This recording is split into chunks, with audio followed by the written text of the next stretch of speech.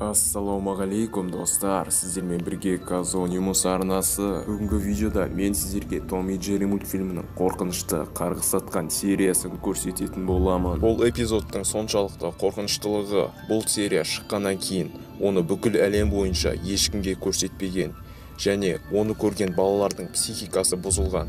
Ата-аналар, қаншама адам, миллиондаған адамдар бұл серияның жабылуына жалобы тастаған. Себебі ол серияда баланың психикасын бұзатын қорқынышты әрі қаншерлік сценалар өте көп болған.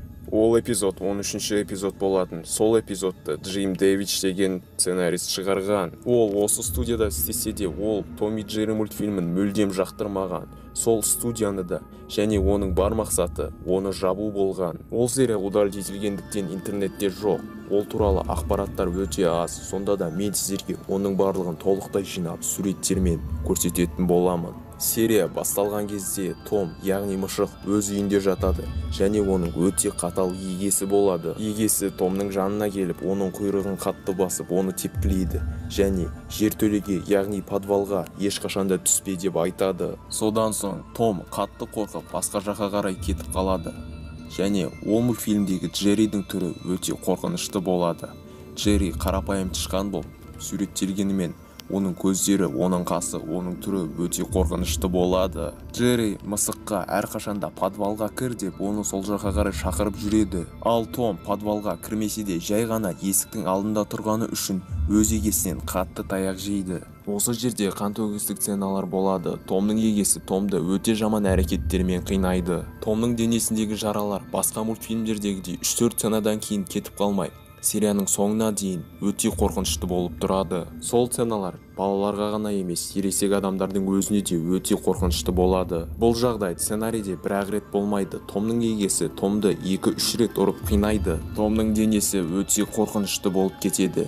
Кей кездері Джерридің оған жаны ашып кетеді. Сосын Джерри Томға пышақ алып келіп, егесін өлтірейік деген ұсыныс жасап, оны өлтіреді. Өлтіріп болған соң оның денесін подвалға апарып тастамақшы болады. Сол кезде подвалда өлік адамдардың денесі өте көп болады. Том мен Джерри жұмыстарын бітіргеннен кейін бір-бірінің қолын алады. Сосын камера Джерридің түріне келеді. Джерридің түрі өте қорқынышты болады. Ол көзін жай ашып, өте қорқынышты күлкімен күледі. Камераның арқасында Том өте аянышты көзбен оған сенбе деп айтады. Бірнеше секундтардан кейін Джерри қолындағы пышағымен Томды да пышақтап өлтіріп подвалға тастап кетеді.